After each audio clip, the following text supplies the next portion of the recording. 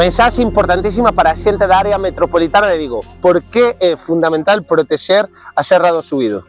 Bueno, eu resumireche nunha palabra. O Suído é o manantial de Vigo.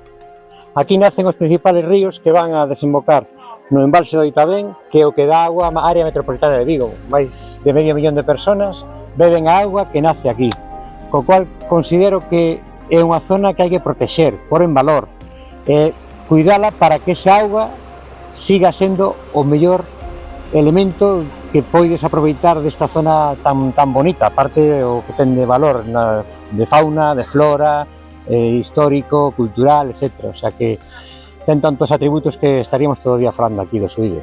É que incluso para os que non sodes en absoluto empáticos co medio ambiente e coa ecoloxía e todo isto, pero cando abrides o grifo para ducharvos, para beber, para lavar os platos, de onde creedes que ven esa auga?